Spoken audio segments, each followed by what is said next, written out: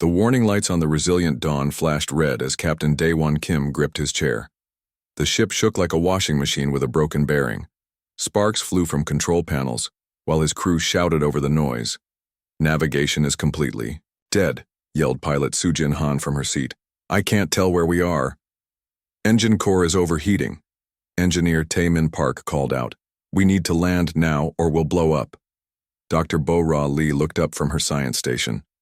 "I'm reading massive energy signatures ahead. There's definitely a planet there." "Any planet will do," Daewon said. "Take us down, Sujin. Try not to kill us all."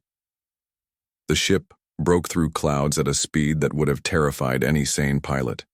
Sujin wrestled with the controls as the ground rushed up to meet them. The Resilient Dawn hit dirt, bounced twice, and slid for half a mile before finally stopping in a smoking heap. Daewon unbuckled himself and looked around.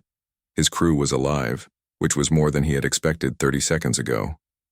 Through the cracked view screen, he could see they had landed in what looked like a park.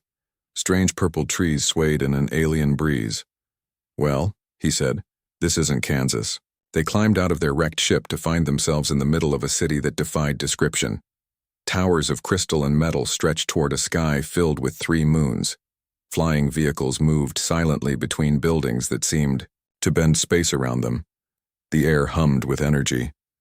"This is incredible," Bo-Ra whispered, already pulling out her sample collection kit. "Look at this soil composition. And these plants. I need to study everything." Taemin was staring at a nearby power conduit that glowed with soft blue light. "Their energy distribution system is completely inefficient. They're losing at least 30% to heat dispersion. I could fix that in an hour." Before anyone could respond, the ground began to vibrate. Shadows fell across them as massive shapes appeared overhead. Warships the size of skyscrapers descended from the sky, their hulls gleaming like polished obsidian. They moved without sound, which somehow made them more terrifying. The ships landed in a perfect circle around the crashed human vessel. Ramps extended and out-marched soldiers in armor that seemed to absorb light. They carried weapons that looked like they could punch holes through mountains. There were hundreds of them, all moving with mechanical precision. "I think we have company," Jin Ho Choi said. He was supposed to be their diplomat, but he looked more worried than diplomatic right now. The alien soldiers formed ranks, their weapons all pointed at the 5 humans. Then the air shimmered, and more figures appeared. These were clearly officers taller than the soldiers with elaborate armor that pulsed with energy patterns. Their faces were hidden behind masks that looked like skulls made of starlight. One of the officers stepped forward. When it spoke, its voice came from everywhere at once, translated by some invisible system. "By the authority of the Valorn Empire, you will surrender immediately. Resistance will result in immediate termination." Daewon looked around at the overwhelming display of force. Any sane person would have dropped to their knees and begged for mercy. Instead, he scratched his chin and said, "Nice welcome committee. You guys always this dramatic for visitors?" The officer tilted its head as if it had misheard. "You will surrender now." "Yeah, I heard you the first time," Daewon replied. "Look, we're obviously not from around here. Our ship broke down. We're not trying to cause trouble." Bo-Ra had wandered over to examine some of the local plant life. She looked up at the nearest soldier and asked, "Excuse me, but do you know if this species is carnivorous? The cellular structure is fascinating." The soldier's weapon tracked her movement, but it seemed confused by her complete lack of fear. Bo-Ra went back to collecting samples. Taemin was studying the alien ships with professional interest. "Your landing thrusters are using way too much fuel," he called out to one of the officers. "You could improve efficiency by about 40%, with some simple modifications to the exhaust systems." The officers exchanged glances that were somehow visible despite their masks. This was clearly not going according to their script. More ships arrived, larger and more impressive than the first wave. The new arrivals didn't land, but hovered overhead like mechanical storm clouds. From the largest ship, a figure descended, on a platform that bent light around it. This was clearly someone important. The armor was more elaborate, covered in symbols that hurt to look at directly. Energy crackled around the figure like controlled lightning. When it landed, the ground beneath its feet turned to glass, "I am High Chancellor Vexthar of the Valorn Empire," the figure announced. Its voice could have shattered stone. "For 12,000 years we have ruled this galaxy. You stand upon Valorn Prime, the seat of absolute power. You will kneel before the might of our eternal empire." Daewon listened politely, then nodded. "Okay, good for you. Look, Mr. Vexthar, we really didn't mean to crash on your planet. Our navigation system had a malfunction. If you could just point us toward the nearest repair facility, we'll be out of your hair." The High Chancellor stood perfectly still for several seconds. In the background, more alien soldiers arrived, along with floating platforms covered in weapons that looked like they belonged in nightmares. "You do not understand," Vexthar said slowly. "This is not a request. You are now subjects of the Valorn Empire. You will be processed according to Imperial law." "Processed?" Jinho asked. "That sounds like paperwork. How long does processing usually take? We have deadlines back home." "Your home no longer matters," Vexthar replied. "You belong to the Empire now." Sujin looked up from where she had been examining one of the alien fighters. "Your flight systems are pretty impressive, but the weapon targeting is sluggish. In a real dogfight, that delay would get you killed. Also," Taemin added, still studying the power systems, "whoever designed your energy grid never heard of load balancing. You're one solar flare away from a system-wide blackout." Bora had discovered some kind of alien insect and was trying to coax it onto her hand. "Oh, this is wonderful. It has 6 distinct sensory organs. Can I take some specimens back to the ship?" The High Chancellor looked at his officers. The officers looked at their soldiers. The soldiers looked at their weapons, then back at the humans who were treating a galactic conquest like a minor inconvenience. "Bring them to the processing facility," Vexthar finally said. "Perhaps confinement will help them understand their situation." As the aliens herded them toward transport vehicles, Daewon asked, "Any chance we could get some coffee? It's been a long day and your planet's gravity is giving me a headache." The High Chancellor didn't answer. He was beginning to suspect that conquering these particular humans might be more complicated than usual. The species integration facility looked like a cross between a government office and a torture chamber. Gray walls stretched up into darkness, lined with holding cells that hummed with energy barriers. The place had processed thousands of alien species over 8 millennia, breaking their will and turning them into obedient subjects of the Empire. The facility had a perfect success rate. Until today, Guard Captain Zolmek watched through security monitors as the humans were placed in Cell Block 7. Every species reacted the same way to confinement: fear, despair, and eventual submission. The humans were different. "Are these beds?" Dr. Borali asked, examining the metal slabs that served as resting platforms. "They're not very comfortable, but I've slept in worse places during field research." Engineer Taemin Park was studying the energy barrier that served as their cell door. "Interesting design. Plasma containment field with harmonic resonance. But look at this power coupling, it's completely backwards." Captain Daewon Kim sat down on one of the metal slabs and looked around. "Well, the accommodations could be better, but at least they're not shooting at us anymore." Pilot Sujin Han was doing stretching exercises. "How long do you think we'll be here? I need to stay in shape in case we have to run for it." Diplomat Jin Ho Choi was taking notes on a small device. "This whole setup is incredibly inefficient. They're using force instead of incentives. Classic authoritarian mistake." Zolmek had never seen anything like it.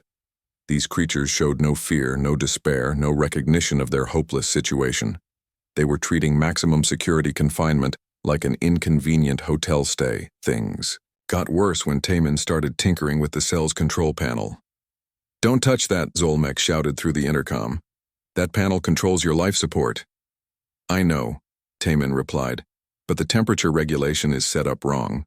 You're wasting energy heating empty space while the sleeping areas are too cold." He pulled out a small tool and began adjusting circuits. "There. Much better." To Zolmek's horror, the engineer was right. The cell's environmental systems immediately became 30% more efficient. Taemin had improved their prison from the inside. An hour later, Ambassador Kylneth arrived to begin the interrogation process. Kylneth was the Empire's best at breaking new species. His technique was simple: demonstrate the futility of resistance through overwhelming psychological pressure. He entered the human's cell area, wearing full ceremonial armor. Energy weapons materialized around him in a threatening display. His voice echoed with harmonic undertones designed to induce primal fear. "I am Ambassador Kylneth of the Valorn Empire. You will now learn your place in the cosmic order." Jinho looked up from his notes. "Oh good, someone in charge. I have several questions about your administrative structure." This was not the expected response. Kylneth tried again. "Your species is weak. Your technology is primitive. Your resistance is meaningless." "Actually," Jinho said, "your species seems pretty advanced, but your organizational structure has some serious problems. For example, why do you use fear-based management? Studies show that positive reinforcement increases productivity by up to 40%. Kylneth blinked behind his mask. In 8,000 years of diplomatic conquest, no one had ever critiqued his management style. "You misunderstand your situation," he said. "We are offering you the choice between submission and destruction." "That's a false dichotomy," Jinho replied. "There are always more than two options. Have you considered mutual cooperation? Voluntary association? Economic partnership? Fear-based compliance creates long-term instability." For the next 2 hours, Jinho proceeded to give Kylneth a detailed analysis of everything wrong with imperial governance. He covered topics like resource allocation, population management, technological development, and administrative efficiency. By the end, Kylneth was taking notes. Meanwhile, Bora had made friends with the facility's punishment creatures.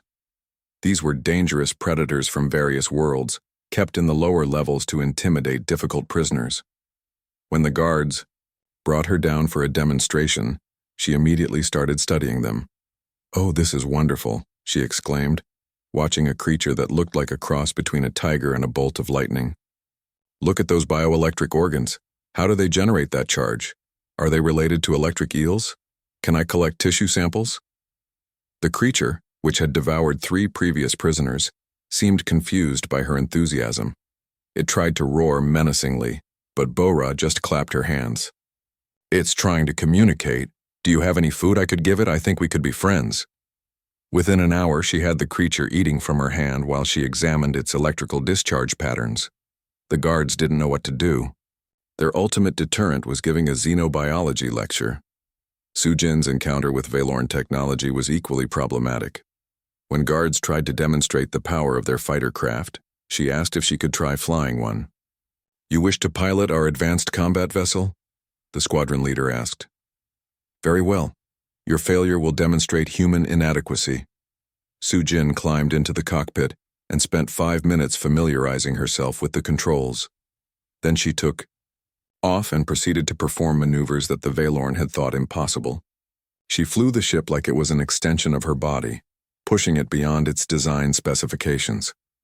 When she landed, her first words were, "Not bad, but the response time is sluggish, and whoever designed these weapon systems never heard of. Lead compensation.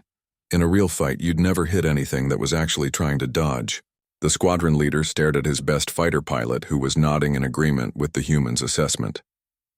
By the end of the day, the facility was in chaos. Taemin had fixed half the building systems, making them more efficient, but also completely different from standard Valorn design. Bora had befriended 3 of their most dangerous creatures and was requesting lab space to study them properly. Jinho had convinced 2 guards to question the philosophical basis of the Empire.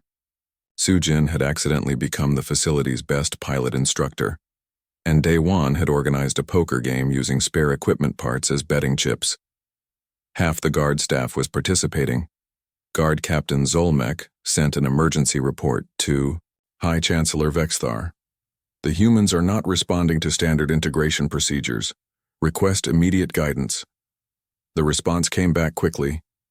"Continue the process. All species break eventually." But Zolmek was beginning to suspect that these humans might not be like all other species. They weren't breaking, they were redecorating. That night, as he watched the humans settle in for sleep, Zolmek noticed something disturbing. The facility seemed to be running better than it had in decades. The environmental systems were more efficient. The dangerous creatures were calmer. Even the guards seemed more relaxed. It was as if the humans were accidentally improving everything they touched.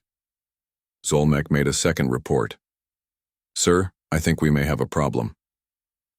High Chancellor Vexthar stood in the war room of his flagship, staring at reports that made no sense. For 3 days, the humans had been in custody. For 3 days, they had failed to show proper fear, respect, or understanding of their situation. It was unprecedented. "Show them the power of the Empire," he commanded General Mordak. "Demonstrate what happens to those who do not submit." General Mordak nodded. He had broken 1,000 species with this technique. A display of overwhelming force always worked. Always. The humans were brought to the observation deck of the Imperial Dreadnought Eternal Dominion. Through the massive transparent aluminum windows, they could see space filled with Valorn warships. Hundreds of vessels that could crack planets hung in perfect formation. "Behold the might of the Valorn Empire," Vexthar announced. "This is but a fraction of our power." Captain Daywan looked out at the fleet and whistled softly. "That's a lot of ships. Must cost a fortune to maintain." This was not the expected response. "General Mordak," Vexthar continued, "please demonstrate our capabilities." A targeting beam lanced out from the flagship toward a small moon orbiting a nearby planet. The moon was about the size of Earth's moon, a dead rock of no particular importance. Within seconds, a dozen dreadnoughts opened fire. The moon simply ceased to exist. Where solid matter had been, there was now only expanding vapor and debris. The display of raw destructive power was absolute. Vexthar turned to the humans, expecting to see terror, despair, and immediate surrender. Instead, he found Taman taking notes. "Impressive energy output," the engineer said. "But that was incredibly wasteful. You just vaporized about 6 trillion tons of useful raw materials. Couldn't you have strip-mined it instead?" Bora was studying the debris field through a portable scanner. "What a shame. There might have been fossil evidence of early life development. Destroying it was scientifically irresponsible." Sujin was analyzing the attack patterns. "Your formation was too tight. If someone had returned fire, a single lucky shot could have taken out 3 ships. Spread your vessels out more." Jinho was calculating on his datapad. "Do you realize how much that demonstration cost? Based on energy expenditure alone, you just spent enough money to fund a small planetary government for a year." Daywan nodded at the empty space where the moon had been. "Okay, you guys have big guns. So what? Are you planning to blow up every planet that annoys you? That seems like poor long-term strategy." General Mordak stared at the humans. In his 3,000-year military career, he had never encountered beings who responded to ultimate weapons with constructive criticism. "Do you not understand?" he asked. "We could do the same to your homeworld. Your entire species could be eliminated in minutes." "Could you?" Daywan asked. "I mean, do you even know where Earth is? Because we sure don't. Our navigation system is completely fried." This was true. The humans were lost, had no way home, and no backup coming. By every military standard, they should be completely demoralized. Instead, they seemed mildly inconvenienced. Vexthar tried a different approach. "You will be brought before the War Council. Perhaps they can make you understand your situation." The War Council chamber was designed to intimidate. Ancient warriors from a dozen species stood as stone statues around the room, eternal reminders of the Empire's victories. The ceiling showed a map of the galaxy, with Valorn territories marked in ominous red. Everything was calculated to make visitors feel small and helpless. Captain Daywan was escorted to the center of the room, where he stood surrounded by the Empire's greatest military minds. Generals who had conquered star systems. Admirals who had shattered entire civilizations. Strategic masterminds who had never known defeat. "Human," General Mordak began, "you stand before the greatest military force in galactic history. We have conquered 10,000 star systems.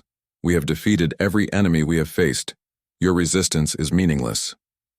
Day-Wan looked around, the room taking in the impressive displays of past victories. Then he said, "You know, your fleet positioning has some serious problems." The room fell silent. "I mean," Day-Wan continued, "you bunch all your heavy ships together in the center. That creates a huge blind spot on your flanks. Any decent pilot could exploit that weakness. Furthermore," he said, warming to his subject, "your supply lines are way too extended. You're trying to maintain control over too much territory with too few ships. Classic military overreach." Admiral Kethvor, veteran of the Proximan Wars, spoke up. "You dare critique our strategies?" "I'm just saying," Day-Wan replied. "If I was planning to attack your fleet, I'd hit your supply convoys first. Cut off your fuel and ammunition. Then I'd use fast attack ships to hit your flanks while your heavy ships are trying to turn around. Basic military tactics." The War Council exchanged glances. The humans' analysis was actually quite accurate. "Your weapons are impressive," Day-Wan continued, "but you rely too much on brute force. Overwhelming firepower only works if you can hit your target. Against a mobile enemy, you'd waste half your shots."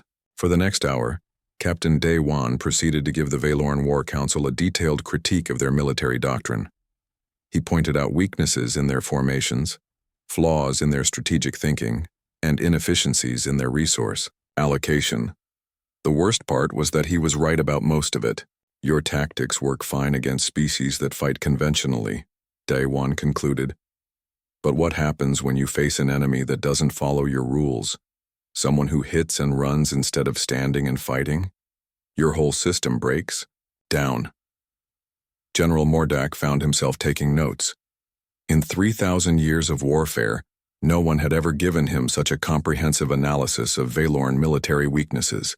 "These are theoretical concerns," Admiral Kethvor said. "No species has ever successfully resisted our forces." "Maybe that's because they were trying to fight you head-on," Day-Wan replied. "Sometimes the best way to win is not to play by the other guy's rules." When the session ended, Vexithar was deeply troubled. The human hadn't shown any fear of the Empire's military might. Instead, he had treated it like a professional consultation. Later that day, Dr. Bora delivered her preliminary report on Valorn biology and technology. Her findings were disturbing in a completely different way. "Your empire is built on a fascinating psychological foundation," she told the assembled leadership. "You've created a culture of fear-based compliance. But here's the interesting part. Most of your subject species could probably resist you if they really tried." She pulled up holographic displays showing her research. "Take the Zephyrians, for example. They have natural telepathic abilities that could disrupt your neural control systems. The Crystalline Collective has energy manipulation powers that could overload your weapons. The Soft Shell Confederation breeds fast enough to overwhelm your occupation forces through sheer numbers." The room was uncomfortably quiet, but none of them ever tried to resist. Bora continued, "Because you look scary and act like you're unbeatable. It's basically the galactic equivalent of a bluff." She closed her display and smiled cheerfully. "Your empire isn't maintained by superior force. It's maintained by superior marketing." For the first time in 12,000 years, High Chancellor Vexthar felt something he had never experienced before: doubt. That night, he called an emergency session of the Inner Council. "We may have a problem," he announced. "The humans are just one species," Councillor Yexdan pointed out. 5 individuals. Surely they cannot threaten the Empire." "It's not what they might do," Vexthar replied. "It's what they've already done. They've made us question ourselves." Outside the council chambers, the 5 humans were settling in for another night in their upgraded accommodations. They had no idea that they had just triggered the first existential crisis in Valorn history. "Nice planet," Day-Wan said, looking out at the alien stars. "Shame about the management." The Valorn Institute of Xenopsychology had never faced a challenge like this. For 12,000 years, they had successfully analyzed and cataloged the mental patterns of every species in the galaxy. They had detailed psychological profiles that explained exactly how each race would respond to imperial authority. Now they had 5 humans who made no sense whatsoever. Dr. Nalseth, the Empire's leading expert on alien psychology, studied the brain scans with growing confusion. Human neural patterns showed clear signs of fear response. Their stress hormones were elevated. Their fight-or-flight reflexes were clearly activated, but their behavior remained completely uncooperative. "It's impossible," she muttered, reviewing the data for the 100th time. "They're clearly terrified, but they act like they don't care." Assistant Felmorn looked over her shoulder. "Could the scans be wrong?" "No, the equipment is functioning perfectly. Look at this." She pointed to the readouts from Captain Day-Wan's latest interrogation. His adrenaline levels spiked when General Mordak threatened to destroy his home planet. His brain activity shows classic fear patterns, but listen to what he actually said. She played back the audio recording. "Yeah, that would be bad. But you still don't know where Earth is, so it's kind of an empty threat. Maybe we could work out some kind of deal instead." "He's afraid," Dr. Nalseth concluded, "but he's not letting fear control his decisions. It's completely unprecedented." Meanwhile, the humans had been moved to a new facility. High Chancellor Vexthar had decided to try a different approach: cultural integration. If fear didn't work, perhaps they could be convinced to join the Empire voluntarily.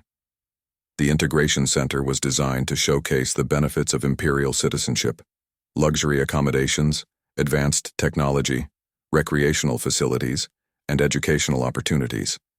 It was meant to seduce new species into willing compliance. Taman took one look at the advanced technology labs and his eyes lit up.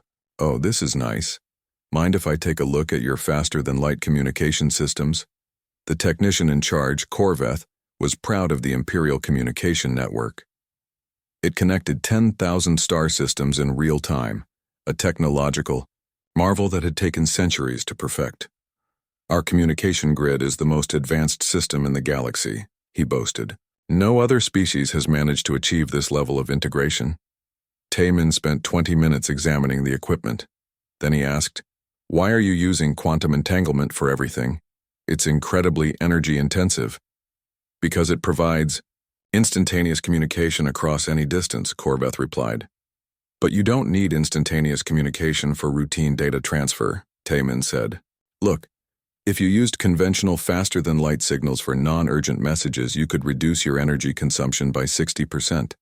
Save the quantum entanglement for emergency communications." He started sketching modifications on a data pad. "And if you restructured your relay network like this, you could improve efficiency even more. You're routing everything through central hubs, which creates bottlenecks." Within a week, Taman had revolutionized the Imperial communication system. He wasn't trying to help the Empire. The inefficiency just bothered him too much to ignore. Sujin's integration experience was equally problematic. She was given access to the Imperial Flight Academy, where the best pilots in the galaxy trained. The instructors were confident that superior Valorn technology and training methods would impress her. Instead, she accidentally started a diplomatic incident.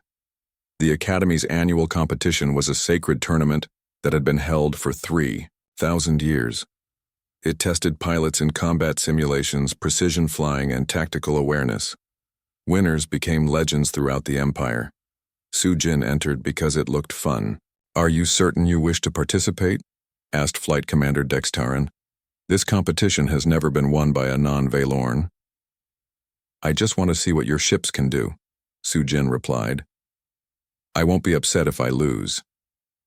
She won. Not only did she win, she broke every existing record. Her final score was so high that the judges initially thought their equipment was malfunctioning. During the award ceremony, Sujin was asked to give a speech to the assembled pilots. She looked out at hundreds of the Empire's finest aviators and said, "Thanks, that was fun. Your ships handle better than I expected. When's lunch?" The ancient honor of the tournament was somewhat diminished. Jinho's experience was the most disturbing of all. He was assigned to attend philosophical discussions with the Empire's greatest thinkers. These sessions were designed to demonstrate the intellectual superiority of Valorn civilization. The philosophy chamber contained wisdom accumulated over 12 millennia. Ancient texts lined the walls, filled with insights that had guided the Empire through countless challenges. Scholar priests who had meditated for centuries shared their knowledge with selected students. Jinho raised his hand during the first session. "I have a question about your fundamental assumptions," he said. "You keep talking about the natural order and the inevitable dominance of the strong, but where's your evidence for these claims?" Ancient scholar Velmaran had not been questioned in 800 years. "These truths are self-evident. The strong rule the weak. This is the way of the universe." "But that's circular reasoning," Jinho replied. "You're saying the strong should rule because they're strong. That's like saying tall people should play basketball because they're tall. It doesn't address whether the system is actually good for anyone." "The Empire has brought order to the galaxy," another scholar interjected. "Before our rule there was chaos." "How do you know?" Jinho asked. "Were you there?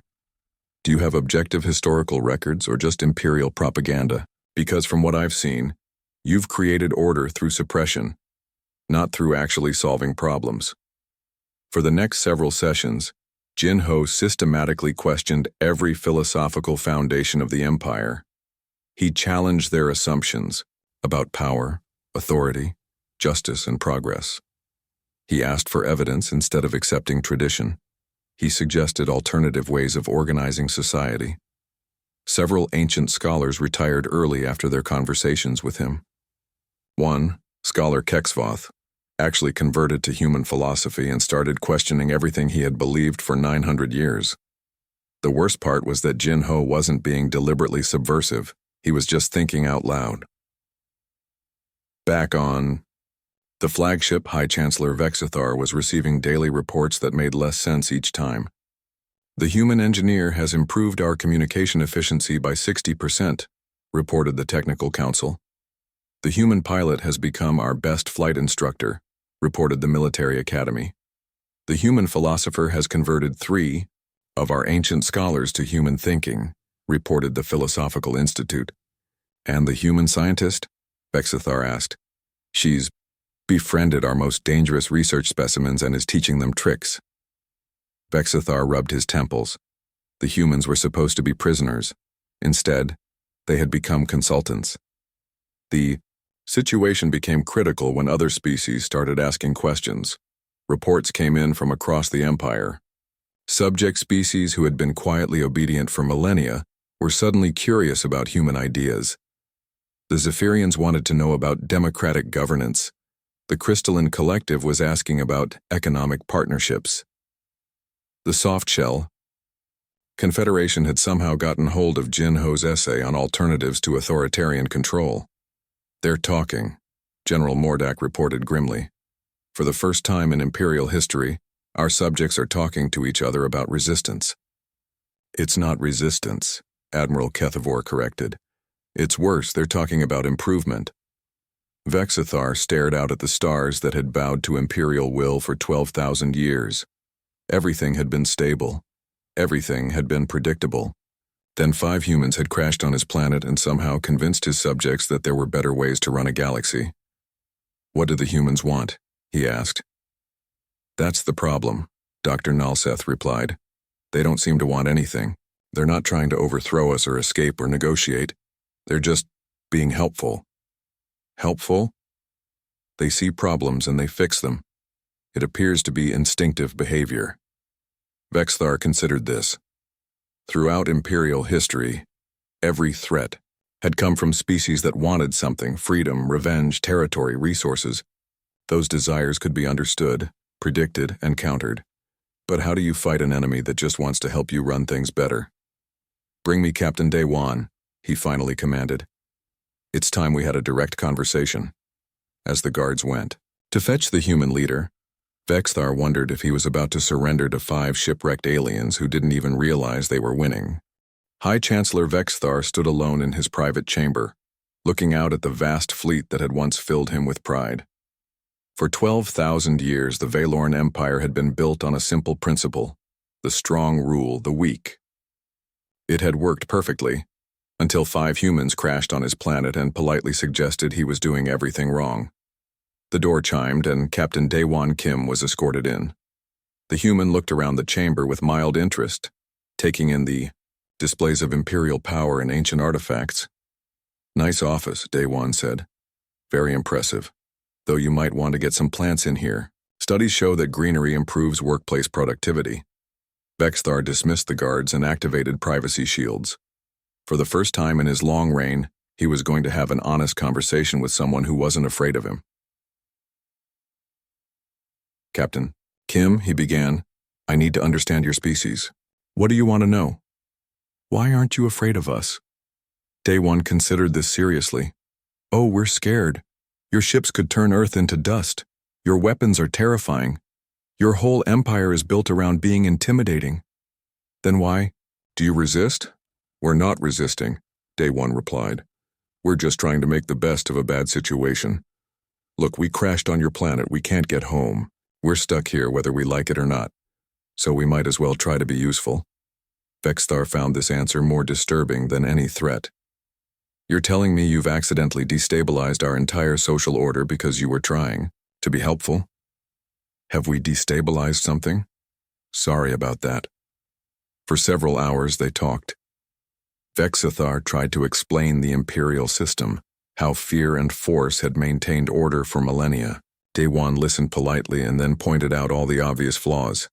The thing is, Day-One said, fear-based management doesn't scale well. It works fine for small groups, but when you're trying to run 10,000 star systems, you need people to actually want to help you. Scared employees do the minimum required work. Happy employees go above and beyond. Our subjects are not employees, Vexthar protested. Aren't they? You need them to maintain infrastructure, provide resources, follow laws, and support the system. That's basically what employees do. The only difference is you're using threats instead of paychecks. By the end of their conversation, Vexthar had a headache. The human's logic was infuriatingly reasonable. Meanwhile, across the Empire, the human influence was spreading. News of their consultation had reached other worlds.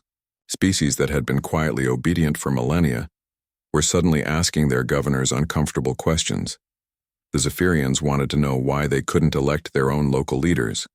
The Crystalline Collective was questioning why all their resources went to the Imperial core worlds. The Soft Shell Confederation had calculated that they were paying more in taxes than they received in Imperial services. Governor Hectoron of the Outer Rim sent an emergency message. The subject species are demanding explanations for policies that have been in place for thousands of years. They want to see cost-benefit analyses. They're asking about alternatives. What should I tell them? The answer came back from the High Chancellor himself. Tell them we're conducting a comprehensive review of Imperial administration. This was not the response anyone expected. Within days, the review became real. Teams of analysts were dispatched across the Empire to evaluate the efficiency of Imperial governance. They discovered that many of the humans' suggestions were actually quite practical. Taemin's technological improvements were implemented fleet-wide, reducing operational costs by 30%. Sujin's tactical recommendations were added to pilot training programs, significantly improving combat effectiveness. Jinho's administrative reforms were tested on a dozen worlds and showed immediate benefits in productivity and citizen satisfaction. Dr. Bora's biological research had prevented 3 potential ecological disasters and identified 17 new medical applications from previously overlooked species. The Empire was becoming more efficient, more effective, and more stable. It was also becoming less terrifying. We have a problem, General Mordak reported during a staff meeting. Our subjects are no longer afraid of us. Are they rebelling? Asked Admiral Kethvor. No, that's the problem. They're cooperating. Productivity is up 40% across all sectors. Tax compliance has improved. Crime rates are down. Military recruitment has actually increased because people want to join a professional defense force instead of an oppression army. Vexthar looked around the room at his advisors. So the humans have accidentally made our empire more successful by making it less oppressive? It appears so, sir. The final resolution came when the humans announced they had fixed their ship. Taemin had spent weeks rebuilding their navigation system with improved Veilorn components. They were ready to leave. We appreciate the hospitality, Captain Day One said during their final meeting with the High Chancellor. And we're sorry about all the disruption we caused. What will you tell your people about us? Vexthar asked. The truth. You run a pretty impressive civilization, but your management style could use some work. If you ever decide you want to try a different approach, give us a call. He handed Vexthar a communication device. Direct line to Earth. Well, it will be once we get home and figure out where we are. As the humans prepared to depart, something unprecedented happened. Representatives from dozens of subject species came to see them off. Not because they were ordered to, but because they wanted to. The Zephyrian delegate brought gifts. The Crystalline Collective offered trade agreements. The Softshell Confederation wanted to establish cultural exchange programs. For the first time in Imperial history, subject species were voluntarily associating with each other, instead of just reporting to the Imperial Center. You've changed everything, Vexthar told the humans as they boarded their repaired ship. We just fixed a few broken systems, Day One replied. The rest was your choice. The Resilient Dawn lifted off from Valorn Prime 6 months after it had crashed there. As they climbed toward space, the crew could see the changes their presence had created. The planet's cities were brighter, more active. Trade ships from dozens of species moved freely between worlds. The grim fortresses of Imperial authority were being converted into administrative centers and cultural facilities. Think they'll be okay? Sujin asked as they cleared the atmosphere. They'll be fine, Day One replied. They just needed someone to point out they were making things harder than necessary. 6 months later, the Valorn Galactic Empire officially changed its name to the Valorn Galactic Administrative Collective. The transition was remarkably smooth, mostly because the humans had accidentally beta-tested most of the new systems during their stay. High Chancellor Vexthar, now called Administrator General Vexthar, received regular progress reports from across the galaxy. Crime was down, productivity was up, interspecies cooperation was at an all-time high. Tax revenue had actually increased because people were more willing to pay into a system they felt represented their interests. The first message from Earth arrived on a Tuesday. Hey Vexthar, this is Day One. Hope the pension reform is working out. We told our government about you guys. They're interested in establishing diplomatic relations. Fair warning, they'll probably want to send economists. Try not to let them reorganize your entire fiscal policy. Trust me on this one. Vexthar looked out at his thriving civilization and wondered how 5 lost humans had managed to accidentally solve problems that had plagued the galaxy for millennia. The answer was simple, though he didn't realize it at the time. The humans hadn't conquered the Empire or destroyed it or even deliberately reformed it. They had just treated it like any other job that needed doing, and done it better. The galaxy was a more peaceful, prosperous, and cooperative place because 5 humans had crashed on the wrong planet and decided to make the best of it. It was the most human thing imaginable.